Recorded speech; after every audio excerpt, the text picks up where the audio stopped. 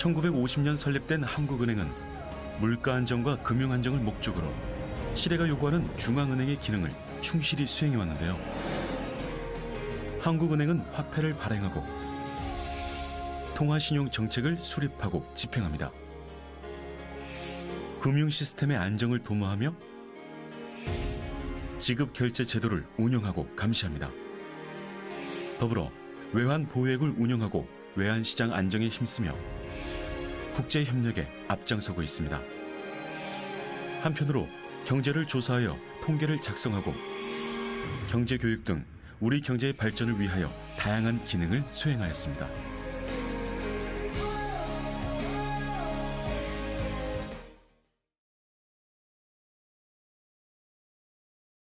세상의 이슈와 사람을 연결하는 이슈 이 사람의 진행을 맡은 MC 아주경제 박연진 기자. 네, 반갑습니다. 이채열입니다. 네, 반갑습니다. 새해가 시작된 지 벌써 2달이 지났습니다. 예년 같았으면 또 희망과 또 다짐의 목소리가 넘쳐났을 텐데요. 오늘은 올해는 고물가, 고금리, 또 고환율, 이른바 3고 현상이 심화되면서 유독 국민들의 한숨 소리가 크게 들리는 것 같습니다. 자, 금리 인상 그리고 지정학적 리스크, 높은 수준에 도달한 인플레이션 등 정말 예측할 수 없는 글로벌 경제 이슈들로 인해서 초불확실성의 시대에서 3월을 지금 맞이했는데요. 이제는 전문가들의 명확한 분석과 진단으로 격변하는 시장 환경을 예측하고 또 선제적으로 대응 방안을 마련해야 할 시점인 것 같습니다. 자, 그래서 오늘 이슈 이 사람은 신현열 한국은행 경남본부장님 모시고 이야기 나눠보도록 하겠습니다. 네, 자리에 나와 계신데 인사 한 말씀 부탁드리겠습니다. 반갑습니다. 네, 반갑습니다. 네, 실시간으로 해서 좀 이렇게 긴장하셨을 텐데요. 우리 시청자 여러분들과 또 시민 여러분께 한 말씀 좀 부탁드리겠습니다. 예, 반갑습니다. 한국은행 경남본부장 신현열입니다. 제가 36년 만에 고향을 돌아왔습니다. 그동안 1년 동안 경남의 경제뿐만 아니라 행정, 문화, 교통 등 많은 변화를 보면서 깊은 소외를 느꼈는데요. 특히 도 단위 기관장으로서 도지사나 기업 CEO, 그 다음에 교육 또는 문화, 언론계 많은 장들과 교류하면서 느낀 것은 서울 본부에 있었더라면 느끼지 못했던 그런 소중한 기회를 갖고 있다고 생각을 하고 있습니다. 감사합니다. 네, 네, 좀 긴장을 하신 것 같은데 지난번에 우리 방송을 이제 보셨던 분들은 또 기억하실 텐데요. 경남 테크노파크 노춘식 원장님께서 또 우리 신현열 본부장님을 추천하셔서 오늘 이렇게 이 자리에 릴레이 인터뷰로 자리를 마련하게 되었습니다. 우리 노춘식 원장님께서 인사 한번 해주실까요? 예, 노춘식 원장님 감사합니다. 이런 기회를 주셔서 좋은 기회라고 생각하고, 좋은 경험이라고 생각하고 임하고 있습니다. 감사합니다. 네. 자, 우리 경남 본부장님과 함께 또 몸풀기, 또 이제 OX 퀴즈로 여러분들과 긴장감 좀 풀어가면서, 경제 일반적인 것들, 또 관련된 궁금한 사항들 한번 또 진행해 보도록 하겠습니다. 또 여러분 항상 진행되는 가운데에 우리 신현열 경남 본부장님의 이름을 가지고 삼행시를 지어주시는 분들께 본부장님께서 네, 마음에 드는 한 분을 추첨을 해서 저희들 커피 모바일 쿠폰을 드리도록 할 테니까요. 끝까지 함께 해주시면 감사드리겠습니다. 자, 우리 OX 퀴즈 3문제 나갈 텐데요. 우리 시청자 여러분들 함께 해주시면 네, 감사드리겠습니다. 상식과 또 이제 여러분 핸드폰으로 아주 검색 찬스를 쓰시면서 같이 맞춰주시면 좋을 것 같습니다. 자, 첫 번째 문제 내주시죠. 네, 첫 번째 문제입니다. 우리 본부장님께서는 이 카드 전표나 영수증을 좀 사용하시지는 않으시죠? 그냥 한번 본 적은 있을 텐데. 카드 전표요? 네, 카드 전표나 영수증. 보죠. 예. 이제 그 관련된 이야기인데, 예. 카드 전표나 영수증은 종이로 재활용이 가능하다. 가능하면 가능하지 않으면 X다. 가능하지 않을 것 같습니다. 왜 그렇죠? 가능한 거는 묻지 않을 것 같은데. 사실 뭐 카드 네. 전표나 뭐 이제 종이 영수증은 일반인들이 종이로 생각할 수가 있기 때문에 네. 이거를 분리 배출을 해야 되는지 아니면 재활용이 되는지 그냥 일반 쓰레기인지 사실은 좀 헷갈리는 경우가 있거든요. 그렇죠. 그리고 아무래도 종이처럼 보이니까. 그렇죠. 우리 본부장님은 네, 다시 답을 수정하지 않으시고 그냥 그대로 예. 네, X. X로 하시는 건가요? 예, X. 네, X로 알겠습니다. 우리 다른 분들은 또 어떻게 생각하시는지 의견 주시면 같이 맞추도록 하겠습니다. 자, 어떻습니까? 네, 카드 증표나 영수증은 종이로 재활용이 가능하다. 네, 이게 가능하면 O고요. 가능하지 않으면 X인데 정답은 우리 본부장님께 맞추셨습니다. X입니다. 네. 저는 이제 이 대본 보면서 알게 됐는데 사실은 분리배출할 때 종이나 영수증 같은 경우에는 일반 쓰레기로 버리지 않고 이제 분리배출 종이랑 같이 함께 버리는 경우가 좀 대부분이었거든요. 그런데 우리 본부장님께서는 진짜 알고 대답하신 것이 아니라 OX 퀴즈에 나온 거니까 아마도 아닐 것이다라고 생각을 네. 하셔서 그런 것 같아요. 근데 사실 영수증에는 그 환경 호르몬이 이제 묻어 있기 때문에 그리고 또 아. 각종 개인 정보가 있기 때문에 재활용이 어려운 그런 일반 쓰레기들과 섞어서 이렇게 버리는 것이 좋다고 합니다. 네. 그래서 뭐 택배 전표 또 각종 라벨, 뭐 택지, 폐유지 이런 부분들은 종량제 봉투에 넣어서 버리시면 되겠습니다. 여러분들 참고하셔서요 분리배출에 좀 적극 협조해 주시면 네, 감사드리겠습니다. 참고로 말씀드리자면 알루미늄 금속이 박힌 복합소재라고 합니다. 네, 그래서 이제 종이로 해당되지 않기 때문에 관련돼서는 이제 또 다른 분리가 필요하겠죠. 네, 두 번째 문제도 내주시죠. 두 번째 문제는 아마 뭐 쉬울 수도 있습니다. 한글은 세계 기록 유산이다. 맞으면 O고 아니면 X입니다. 한글은 세계 기록 유산이다. 자, 우리 시청자 여러분들도 함께 맞춰주시면 될 것 같습니다. 자, 한글은 세계 기록 유산이다. O일까요? X일까요? 한글이 아니라 훈민정음이 기록유산 아닐까요? 오. 일단 한글 정답을, 자체보다는 네. 훈민정음. 자, 그러면 X라는 거죠. 그렇죠. 예. 네, 우리 시청자 여러분들은 아직 검색 찬스를 잘 쓰지 않으신가 본데요. 자, 그러면은 정답 말씀해 주시죠. 네, 정답은 X입니다. 예. 네, 두 문제 남으셨어요. 그리고 저도 답도 맞추셨어요. 네, 국민정은 맞습니다. 해례본. 해례본. 네. 와. 그러면 세계 기록 유산이 한국에는 몇 개가 지정되어 있을까요? 이거는 그냥 한 10개 정도가 아닐까요? 네. 조선 왕조실록, 오, 네. 삼국 사기, 조선 다 외우지는 못해서 저도 대략적으로. 네, 일단 한 16건이 현재 네. 2019년 기준 16건이 현재 지정되어 네. 있다고 합니다. 그래서 네. 아시아에서는 1위고요. 세계에서는 5위에 지금 현재 와. 순위가 이제 되어 있다고 네. 합니다. 네, 어쨌든 또 상식 여러분들도 같이 함께 알아가는 시간이었으면 좋겠습니다. 자, 3번 문제 이제 마지막 문제 나가겠습니다. 제가 선 느낌이 지금 세 개를 다 맞추실 것 같아요. 네. 네, 3번 문제 드리겠습니다. 갱년기가 치매를 부른다. 부르면 O 아니면 X. 갱년기가 치매를 부른다. 아닐 것 같습니다. 네. 왜요? 왜요? 갱년기하고 치매하고는 상관이 없을 것 같습니다. 근데 원인은 비슷하지 않을까요? 나이 들면서 생긴다는 의미에서는 노화와 관련은 있겠지만 네. 생기는 메커니즘이 좀 다르지 않을까 싶습니다.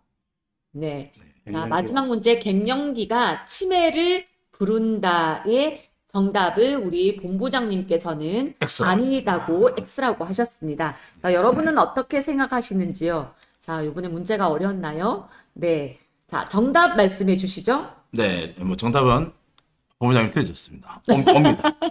드디어 세 번째 중에 한번 틀리셨는데 이게 에스트로겐은 기억을 책임지는데 뇌세포를 노화와 손상으로 보호하는 역할을 하는데 갱년기에 들면서 이 에스트로겐이 감소되면서 뇌세포의 노화가 급속하게 가게 돼가지고 기억도 크게 떨어지기 때문에 그걸 감퇴를 방치할 경우에는 이게 경도 인지 장애 발생하고 이게 심해지면 치매로 발전할 가능성이 높다고 합니다. 아, 그렇군요. 네, 그래서 갱년기를 그냥 쉽게 보면 안 될 것 같아요.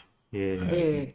그래도 다른 분보다 그래도 평균적으로 굉장히 좀 많이 정답을 맞추셨습니다. 너무 감사드리고 우리 김영훈님, 장혜련님, 나혜피님, 네 안녕하세요. 이제 손을 흔들어 주셨는데요. 같이 함께 참여해 주시면 감사드리겠습니다. 네, 여러분 이제 인터뷰 시작하고 우리 삼행시 지어주시는 거 잊지 마시고요. 꼭 전화번호 아래 자막으로 나가는 전화번호로 여러분들의 전화번호를 적어주시면요. 저희들 커피 쿠폰 꼭 선물로 드리도록 할 테니까 함께 해주시면 감사드리겠습니다. 자, 이제 본격적으로 이제 질문 좀 들어갈 텐데요. 우리 한국은행 경남 본부장님으로 이제 취임하신 지 이제 예. 뭐 1년이 좀 넘었다, 그죠? 예. 네, 소회 좀 말씀해 주시죠. 아까 잠시 인사 말씀에서 드린 바와 같이 36년 만에 고향에 들어왔는데요. 직장 생활은 30년 했습니다. 그동안 그 윗분들의 지시사항을 받들어서 여러 가지 보고서도 쓰고 이것저것 다양한 일을 했는데 이제 기관장으로서 하나의 장으로서 지역 본부에 내려와서 보니까 일하는 방식도 많이 다르고 만나는 사람들도 굉장히 다양하고 고위직이다 보니까 저 스스로도 굉장히 조심하게 되고 그랬습니다. 그 과정에서 이제 여러분들 만나면서 배우는 것도 있고 또 그분들에게 제가 또 기여할 수 있는 도움을 줄 수 있는 것도 드리기 위해서 노력을 많이 해온 1년이었는데요. 그 과정에서 많은 소중한 분들을 알게 된 것, 이게 소중한 경험이고 또 본부에서는 경험하지 못할 아주 소중한 기회가 아닌가 생각을 하고 재밌게 생활하고 있습니다. 네. 근데 아무래도 이제 이게 우리 본부장께서 이제 언급을 하셨는데 이제 이 본부에 계시다가 또 지역으로 내려왔을 때는 또 그 부분에서는 많은 조금 이 무게감에서 차이가 있지 않을까 싶은데 그렇죠. 이 좀 본부에 오실 때와 지역 본부의 차이점 그리고 또 제가 보기에는 지금 현재 뭐 지역 언론에 칼럼도 쓰고 계시는데 현재 좀 우리 경남을 전체에 볼 수 있는 우리 현재 위기라든지 경제 위기를 어떻게 좀 극복할 수 있을까? 어떻게 좀 전망하고 계시는지. 우선 본부와 지역 본부가 하는 일들이 많이 다릅니다. 일단 서울에 있는 본부에서 하는 일은 통화정책 수립과 집행이기 때문에 거기와 관련된 이제 조사국이라든지 통계국, 금융시장국, 금융안전국, 국제국 여러 부서에서 통화정책 수행에 필요한 경제 동향 파악이라든지 국내외 금융시장 동향, 그 다음에 경제 전망 이런 여러 가지 업무들을 하고 있습니다. 근데 지역본부에서는 그런 중심적인 통화정책과 관련된 그 일이라기보다는 지역에 좀 더 이제 집중된 일을 하고 있습니다. 가령 경남 지역 금융기관들을 상대로 현금을 수납하거나 지급하고 있고 또 경남 소재 중소기업들한테 필요한 자금을 조금이나마 저리로 지원해주는 그런 일을 하고 있고요. 또 하나는 경남 지역의 경제 관련 싱크탱크로서 지역 경제 동향 파악이라든지 여러 가지 이슈를 조사 분석해서 보고서를 내서 지역 경제에 도움을 주고 있는 그런 일들을 하고 있습니다. 근데 아까 말씀하신 뭐 지역 경제 문제점이랑 뭐 그런 말씀을 하셨는데 경남 경제는 여러 이제 신문지상이나 언론을 통해서 알고 계신 분들이 많을 텐데 전국 경제는 굉장히 어렵습니다. 높은 인플레이션에다가 경기 침체까지 겹쳐가지고 어려운데 그나마 경남 경제는 어느 정도 선방을 하고 있습니다. 생산이 지난해보다 여전히 그 플러스를 유지하고 있고요. 그 다음에 소비도 다른 지역보다는 좀 더 활발한 상황입니다. 주택 시장도 다른 지역보다는 여전히 그 견조한 상태를 유지하고 있는 상황이고요. 이게 다 다른 지역보다는 경남 지역이 최근에 그 제조업 여건이 좋은데 기인하고 있는데요. 예를 들면은 조선업이 수주가 크게 늘었고 또 우주 방위산업도 수주가 많이 늘면서 수출이 크게 늘고 있습니다. 그리고 원자력 사력도 지난 5년간의 그 어두운 터널을 지나서 생태계가 복원 중에 있고 이런 이유로 제조업 상황이 좋다 보니까 전반적으로 경남 경제가 다른 지역보다는 조금 더 좋은 모습을 보이고 있지 않나 생각하는데 그래도 문제가 없지는 않습니다. 워낙 제조업에 그 좀 의존도가 높은 경제 구조, 산업 구조를 갖고 있다 보니까 그 제조업들의 경기에 따라서 경남 경제 전체가 이렇게 출렁출렁하는 높은 변동성을 보여온다는 그런 문제가 있습니다. 그래서 이런 문제를 해결하기 위해서 산업 구조를 좀 더 개선하는 방향으로 어떤 정책적 노력이 있어야 되는데 그 중에 하나가 뭐랄까요? 고용 창출력도 크고 그 경기 진폭도 크지 않고 그리고 부가가치율도 굉장히 높은 서비스업을 육성하는 것이 굉장히 좋은 방안이라고 생각을 하고 있는데 여러 가지 서비스업 중에 특히 우리가 관심 있게 봐야 될 게 관광이라고 생각합니다. 경남 지역이 제가 와서 보니까 그 자연이라든지 자연환경, 해양, 그다음에 문화유산 같은 그 관광 인프라는 굉장히 잘 되어 있습니다. 거기에 비해서 관광 산업 자체는 굉장히 미약한 상황이더라고요. 그게 왜일까 곰곰이 생각해 봤는데 수도권으로부터 굉장히 멀리 있다. 멀리 있으면서도 쉽게 접근할 수 있는 교통 인프라가 그렇게 잘 되어 있지 않더라. 이런 문제가 있더라고요. 그런 문제들을 해소해 나간다면은 경남도 관광 산업 크게 육성해가지고 바람직한 산업 구조로의 전환 같은 게 이루어지지 않을까 그런 생각을 하고 있습니다. 네, 지금 이제 타 지역에 비해서는 지금 수출 전망도 좋고 다 좋은 것이지만 좀 더 확대를 하자면 서비스, 특히 관광업을 쪽으로 좀 더 많이 해야 될 텐데, 그렇기 때문에 사실 교통망이라든지 교통망이라든지 어쩌면 좀 이렇게 접근할 수 있는 그러한 부분들이 좀 확장이 되고 좀 더 많은 인프라가 구축이 돼야만이 관광 산업을 활성화할 수 있고 그렇게 되면 또 이 경남 전체의 부분에서 좀 활성화할 수 있는데 네, 경남은 차지에 두고 들어가서요. 지금 이제 우리나라가 지금 이제 부채가 지금 천조가 지금 넘었다고 그러습니다. 그 정도로 지금 이제 상당히 좀 이게 좀 우려스러운데 참 이거 국가 부채에 대해서는 참 많은 말들이 많으세요. 어떻게 이걸 좀 해결해야 될까요? 뭐 지난 정부를 탓할 수도 있는 것도 아니고 또 세계만 탓할 수 없는 거니까.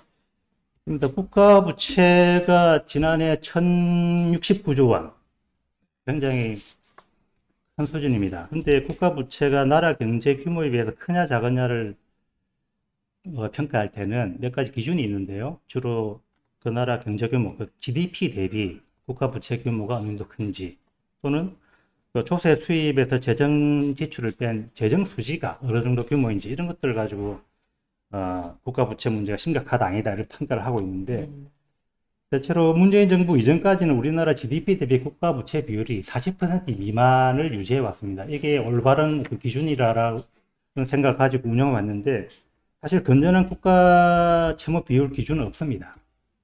예를 들어서 일본은 이 국가 채무 비율이 221%, 세계에서 가장 높습니다. 그런데 국가 채무 비율 높다고 크게 걱정 안 하고 있거든요. 미국도 지난해 115%, 유럽 재정위기 당시, 그러니까 2010년 당시에 남유럽 국가들도 150에서 160% 정도였으니까 우리나라는 여전히 낮은 수준입니다. 그리고 재정 수시를 보더라도 그동안 쭉 흑자 기조를 이어오다가 코로나19 이후에 이제 2020년부터 이제 적자로 돌아섰는데, 그 적자 비율도 GDP 대비 한 2.7% 수준이 머무르고 있으니까 OECD 평균이 10%가 넘는다는 걸 감안하면은 그렇게 높지 않은 수준입니다. 그래서 요약하자면은 코로나 팬데믹을 거치면서 국가 채무 비율이 높아지고 재정 수지도 적자로 돌아섰지만은 뭐랄까요, 선진국에 비해서는 여전히 아직 양호한 수준이다. 근데 그 증가 속도가 굉장히 빠르다는 게 문제입니다. 그래서 재정 적자나 국가 부채 증가가 정의상 조세 수입을 초과하는 재정 지출에서 기인하게 되는데, 앞으로 우리나라가 인구 고령화가 빠르게 진전되고 생산 가능 인구가 줄어들게 되면 이 문제가 더 심각하게 될 수 있습니다. 그래서 일부 전문가들은 우리나라 국가 부채 증가 속도가 세계에서 제일 빠르다. 그렇죠. 네, 제일 빠르다. 이런 걸 굉장히 우려하고 있습니다. 그래서 어떻게 보면은 단기적으로는 불효불급한 지출을 줄여야 되겠고, 또 뭐랄까요, 비효율적인 부분은 이제 삭감한다든지 하는 방식으로 재정 지출 구조를 혁신하는 게 제일 중요하겠고, 장기적으로는 소위 말하는 그 규율을 갖춰야 되겠다. 국가 부채나 재정 수지를 어느 정도 관리할 수 있는 소위 말하는 재정 준칙, 네, 재정 준칙 이런 게 이제 필요하다고 보는데요. 그렇게 함으로써 재정이 정치권의 압력이나 아니면 관료들의 그 재량에 너무 의존해가지고 왔다 갔다 하는 그런 문제를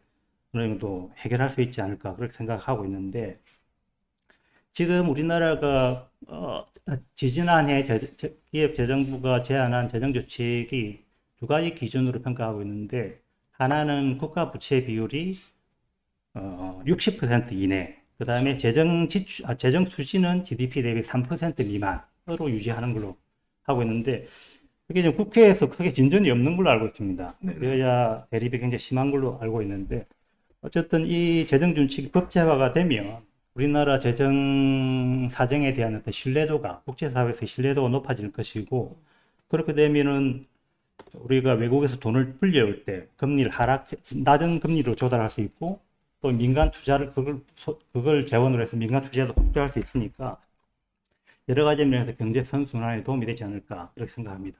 그러니까 지금 현재 이게 재정 준칙을 이제 법제화하는 것도 하나의 방법인데 현재 지금 우리 윤석열 정부에서는 그걸 수정해서 지금 이제 그걸 좀 법안을 제가 알기로는 선정을 해놓은 상태로 하고 있는데 그게 지금 이제 계속 통과가 왔다고 지금 계속 뒤로 미뤄지고 있는 것 같아요.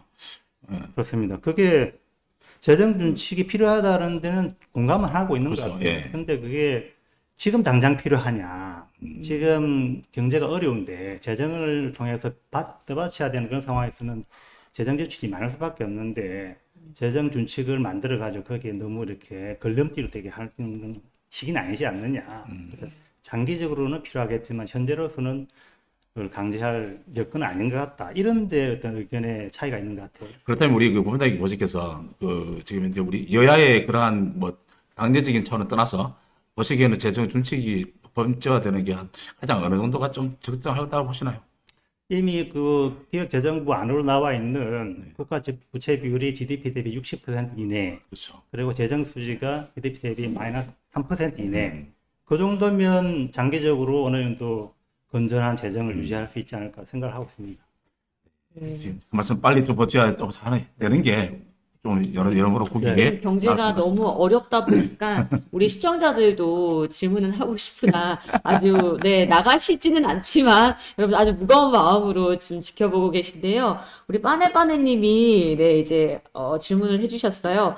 너무 본부장님 멋지십니다. 말씀도 편하게 하시고 이러면서 함부로 한국은행 털기는 어려울 듯하고 한국은행 경남 본부만의 지역 지원 정책은 어떤 게 있는지 뭐 핵심 지역 지원 정책 하나만 소개를 좀 부탁드린다고 질문이 왔습니다. 한국은행 지역 본부들이 전국 15군데 있는데 그 지역 본부들이 그 각 지역에 소재하는 중소기업들의 경영 자금을 낮은 금리로 지원하고 있습니다. 그렇죠. 그게 경남 본부에서도 중요한 그 역할이고요. 그 금리는 우리 그 한국은행 기준금리의 절반 이하입니다. 그러니까 지금 3.5%니까 기준금리가 이 중소기업 지원자금 대출의 금리는 1.5% 이내입니다.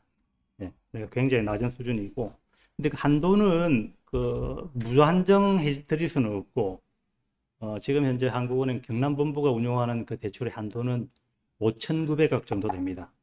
5,900억 정도. 근데 충분하지는 않습니다. 많지는 않은데, 저희 본부에서도 충분치 않다는 그 충분한 공감대를 갖고 있기 때문에 지역 경제 활성화를 위해서 그 한도를 좀 더 늘리는 방안을 고민하고 있습니다.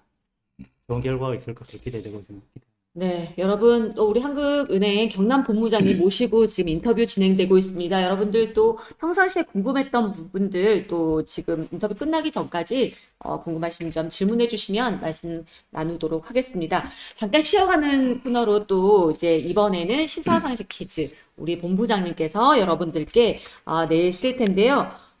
한번 맞춰보시고 커피 쿠폰 많이 준비되어 있으니까요. 함께 맞춰주시면 감사드리겠습니다. 본부장님 한번 내주시죠. 예금 보험과 관련된 겁니다.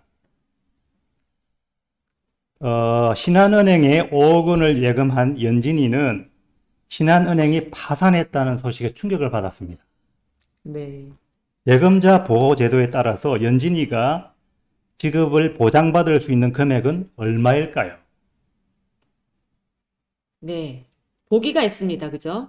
1. 1,000만 원까지는 보장받는다. 2. 2,000만 원까지다. 3. 5,000만 원까지 보장받는다. 4. 1억 원까지 보장받는다. 참고로 지금 문제에 나와 있는 은행은 이 문제와는 아무 상관없는 은행을 보시면 될 것 같습니다. A은행에 5억 원을 예금한 사람이 은행이 파산해서 충격에 빠졌습니다. 예금자 보호 제도에 따라 이 사람이 지급을 받을 수 있는 보장받는 금액은 얼마일까요? 라는 네, 문제였습니다. 정답은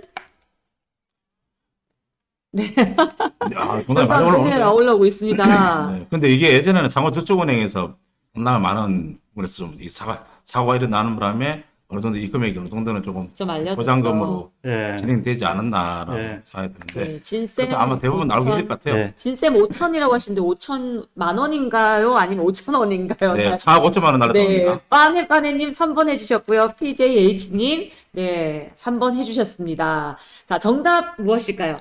5천만 원입니다. 네, 네, 5천만 원. 정답은 3번. 5천만 원 되겠습니다. 네. 네, 세 분께 커피 쿠폰 드릴 테니까요. 끝까지 한번 잘 듣고 또 대답해 주시면 감사드리겠습니다. 1번의 정답은 5천만 원이었습니다. 자, 여러분 두 번째 문제 나가겠습니다. 예. 다음 보기 중에 한국은행이 연 8회 개최하는 금융통화위원회에서 결정하는 것은 무엇입니까? 1. 기준금리 2. 코픽스 3. 최저임금 4. 담보인정비율 LTV. 좀 문제가 다소 쉬울 수 있습니다. 한국은행에서 결정하는 것은 무엇입니까? 주로 이 홍대님이 이거 발표하고 땅땅땅 때리시죠. 네, 여러분들 뉴스에서 굉장히 많이 듣던 어떤 그런 키워드일 거예요. 우리 MVP로 빠네빠네님에게 정말 커피 쿠폰 드려야 됩니다. 이분에게 우리 스텝 여러분 네, 전화번호 꼭 받으셔가지고요. 꼭 주시면 감사드리겠습니다. 드디어 봤는데 저번에 안 드렸나요? 아니 그 네. 파리바게트 그걸 드려야 될 것 같아요. 네, 한국은행이 연 8회 개최하는 금융통화위원회에서 결정하는 것은 정답 말씀해 주시죠. 1. 기준금리 네. 네, 기준금리입니다. 티에니님, 마지막에 티에니님도 같이 오셨어요. 이번에 여러분들 너무 이제 묵직한 경제 이야기를 하셔서 여러분들 좀 마음이 우울하신가 봐요. 이번에 정답 맞추신 분들 쿠폰 다 쏘겠습니다. 그러니까 계속 참여해 주세요. 자, 마지막 문제 나가겠습니다. 한국은행은 중기적 관점에서 소비자 물가 상승률이 일정 수준에 근접하도록 정책을 펴고 있습니다. 현재 한국은행의 물가 안정 목표는 얼마일까요? 소비자 물가 상승률 몇 퍼센트? 1번은 1. 1%, 2. 2%, 3. 3%, 4. 4%. 최근에 물가 안정이 우리 이 보기보다 더 많이 올라갔죠. 아, 걱정할 수준까지 올라갔죠. 그죠. 한 5% 이상은 뭐 7%까지 올라갔으니까. 예, 예. 여기서 이제 과연 한국은행은 물가 안정 목표가 어느 정도 될까요? 야, 지금 다 틀리고 있습니다, 지금. 네. 한국은행은 중기적 관점에서 소비자 물가 상승률이 일정 수준에 근접하도록 정책을 펴니다.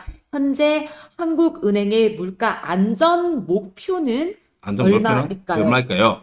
네. 지금 1%, 2%, 3%, 4%.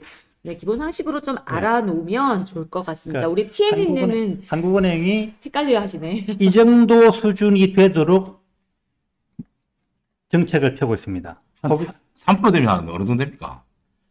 3%는 좀 높습니다. 그렇죠. 많이 높죠. 예. 그러면 답이 좀 됐나요? 네, 정답은 2%입니다. 2%. 2%, 2번입니다. 어머, 2번입니다. 빠네빠네님이 틀리셨어요. 1번 아닙니다. 네, 티에니님 2번 정답 맞추셨습니다. 아우, 감사합니다. 네. 어떻게 좀 문제가 어려웠죠? 네, 검색 찬스 쓰셨어도 괜찮은데요. 끝까지 함께 해주셔서 너무 감사드립니다. 선물 줄 수 있는 기회 또 삼행시 남아있으니까요. 함께 해주시면 감사드리겠습니다. 네, 틀렸다고 본부장님이 있다고 하십니다. 네, 이제 시간이 다 되어 가는데요. 이제 몇 가지 질문만 이제 좀 더 드리고 가도록 하겠습니다. 네. 그럼 안 그래도 우리 이제 소비자 물가 이야기를 했는데, 최근에 뭐 3고해서 뭐 우리 고물가, 고환율, 고금리가 나왔는데, 그러다 보니까 상당히 많이 좀 어려움을 겪어요. 물론 중소기업도 그렇지만 일반 서민들이 겪고 있는 이런 부분들에서 굉장히 많은 고통이 심한데, 우리 조금 금리라든지 지역경제 활성화를 이루는 좀 금융권에 우리 좀 방향성이라는 제시한다면, 아까 물가 안정책이 2%로 했지만 그 방안이 좀 있을까요? 경제 활성화 방안 말입니까?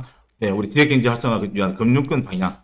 아, 현재 아까 2%대로 말씀하셨지만, 예. 네, 근데 우선 원론적인 말씀을 하나 드리겠습니다. 네. 금리 정책이라는 것은 불특정 다수의 무차별적으로 적용되는 정책입니다.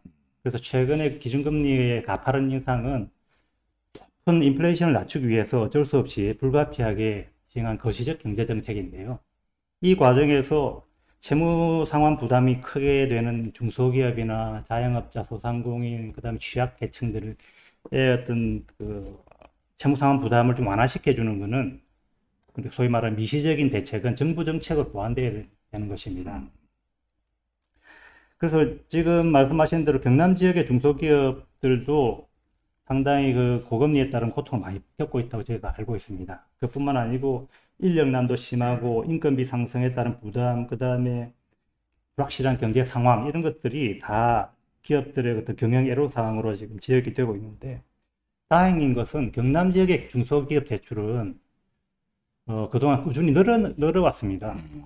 어떻게 보면은 그동안 정부의 대출 원리금 상환을 유예해 준다든가 코로나 피해 중소기업에 대해서는 그 이자 같은 걸 경감해 준다든지 대출을 조금 더 발선해 준다든지 이런 정책에 힘입어 가지고 2021년 이후에 꾸준히 늘어나서 중소기업들의 자금 사정 자체는 그렇게 어렵지 않은 것으로 보입니다. 금리가 높아서 부담은 좀 되고 있지만, 근데 아까 말씀드렸듯이 한국은행 경남본부 같은 한국은행 그 지방 조직들이 다 중소기업들을 경영 자금을 지원해주는 프로그램을 운용하고 있고, 저금리로 이런 것들이 크게 도움은 안 되겠지만 어느 정도 작으나마 도움을 주고 있다고 생각을 하고 있습니다. 근데 아까 말씀드린 대로 이게 한국은행 경남본부가 운용하는 게 5,900억인데 경남 지역의 예금은행이 중소기업 대출이 50조가 넘습니다. 그거에 비해서 한 1% 정도밖에 안 되는 수준입니다. 그래서 저희의 이 한국은행 경영자금을 좀 더 많은 중소기업들이 혜택을 볼 수 있도록 하기 위해서 저희들 노력을 하고 있고요. 한국은행 금융통화위원회에서도 이 문제를 심각하게 고민하고 있는 것으로 알고 있습니다. 아마 조만간 좋은 소식이 있지 않을까 기대를 하고 있습니다. 네, 뭐 그만큼 이제 이게 가장 중요한 부분이 이제 정부의 노력도 필요한 거고, 또 실질적으로 이것을 지금 우리가 경제에 주체를 할 수 있는 우리 국민들이나 기업들이 특히 더 많이 좀 이 경제를 좀 알아야 되지 않을까라는 생각이 듭니다. 사실은 근데 국민들이 경제 교육을 굉장히 좀 어려워하는 부분들이 있잖아요. 예. 일반인들이 좀 경제에 대해서 좀 쉽게 가질 수 있는 그런 부분들이 있다면 추천을 해주신다면 어떤 게 있을까요? 글쎄요, 여러 가지 방법이 있겠죠. 신문지사, 어떤 언론을 통해서도 접할 수 있을 테고 학교 교육을 통해서 접할 수 있는데, 저희들 한국은행도 국민들의 경제, 금융 지식을 좀 더 끌어올리기 위해서 여러 가지 노력을 하고 있습니다. 전체적으로 한국은행 전체 차원에서도 가령 최근의 경제 동향이라든지 금융시장, 금융기관 경영 상황, 그다음에 글로벌 경기 이런 것들에 대한 컨텐츠를 많이 구비를 해두고 일반인이나 학생, 여러 이제 기관들을 통해서도 이제 배포를 하고 있는 상황입니다. 저희들이 직접 나가서 강의도 하고 있고요. 근데 그것들이 충분하다고는 생각을 안 합니다. 그래서 제 개인적인 생각으로는 일반 중학교나 고등학교 사회 과목의 일부가 경제학으로 할당이 된 걸로 제가 알고 있는데, 제가 제 애들 학교 교과서를 보니까 그렇게 돼 있더라고요. 근데 그게 좀 부족한 것 같아요. 그걸 별도 과목으로 신설하거나 해서 의무적으로 학점 이수를 강제를 한다면은 좀 더 심각하게 공부를 하지 않을까. 그렇게 되면은 그런 것들이 이제 모이고 축적되면은 경제를 보고 해석하고 이해하는데 좀 더 많은 힘이 되지 않을까 이런 생각을 하고 있습니다. 그렇죠. 아무래도 이게 우리가 예전에 경제야 놀자 하는 것처럼 경제를 좀 친근하고 익숙해질 수 있게끔 하고, 또 최근에는 또 아이들에게 주식도 한번 저가로 해서 해보는 방법을 했을 때 전체적인 경제 흐름을 좀 파악할 수 있도록 많이 조금 활성화를 하고 있으나 그래도 아직까지는 어렵다고. 예, 여전히 제가 여기 도 관련 회의 같은 것을 가보면은 그 도민뿐만 아니라 전국적으로 국민들이 네. 금융 상황에 대한 지식이 예상외로 이렇게 충분치 않은 것 같습니다. 그래서 제가 알기로는 뭐 우리 한국은행 지역본부에서 물론 이 경제 분야에서도 있고 많은 것도 있지만 또 지역과 좀 더 친밀하게 친근성을 하기 위해서 그 다양한 좀 이 지역 활동, 특히 또 예. 봉사 활동을 하고 계시는 거 하고 있는데 좀 어떤 그렇습니다. 활동을 하고 계시나요? 지난해 저희들이 경남도의회 의원 및 보좌관들을 상대로 경제 동향에 대해서 강의를 한 적이 있고요. 도내 중학교, 고등학교로부터 실제 강의 요청을 받아서 네. 10몇 군데를 작년에 간 적도 있습니다.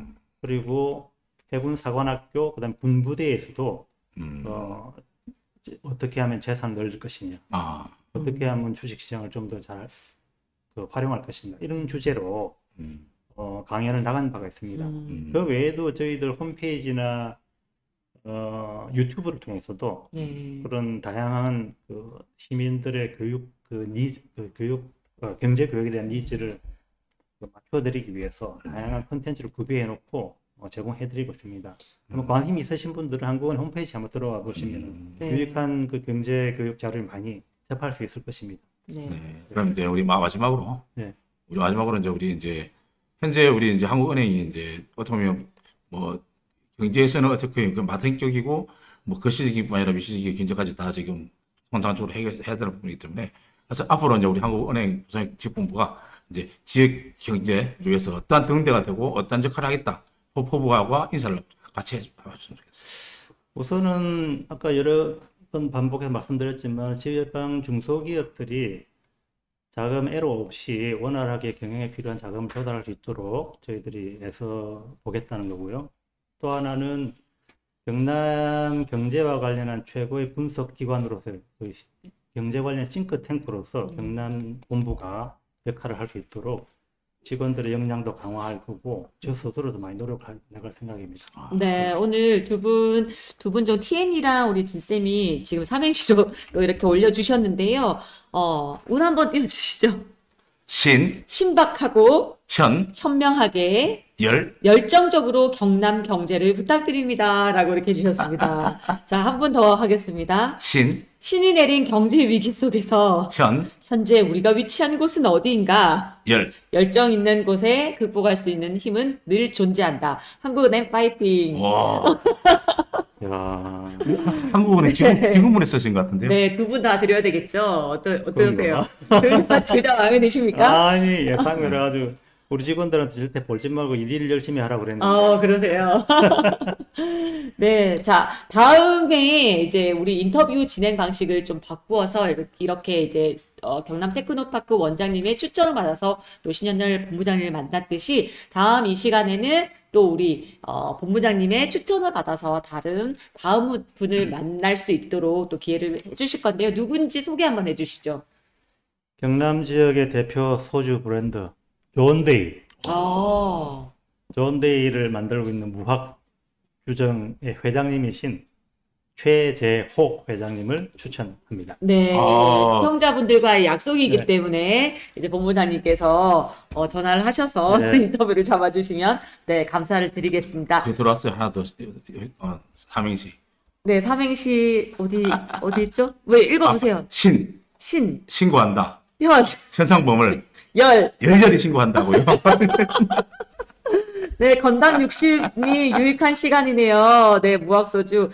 네, 어쨌든 좀 끝에 오셔가지고 반갑습니다. 네, 우리 마지막으로 우리 본부장님, 우리 시민들에게 한 말씀 하시고 마치도록 하겠습니다. 예, 우리나라 경제가 높은 인플레이션에다가 경기 침체 등으로 어려운 국면을 통과하고 있습니다. 그나마 경남 경제는 여러 가지 주력 제조업이 선방하는 데 힘입어서 다른 지역보다는 조금 나은 분위기를 보이고 있습니다. 다 경남 지역의 기업, 시민, 그 다음에 정책당국 모두가 합심해서 이루어 나가는 그런 모습이 아닌가 생각하는데요. 경제는 심리다 라는 말이 있습니다. 그리고 우리나라가 1990년 이후로 한 서너 번의 어려운 경제 위기를 겪었는데 그 위기를 겪으면서 저희들은 극복하지 못할 위기는 없다라는 소중한 교훈을 얻었습니다. 이번에도 잘 해낼 거라고 생각합니다.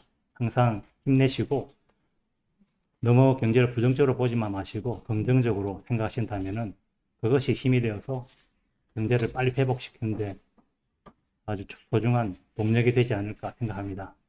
감사합니다. 네, 감사합니다. 네, 오늘은 신현열 한국은행 경남본부장님을 만나봤습니다. 여러분 어떠셨습니까?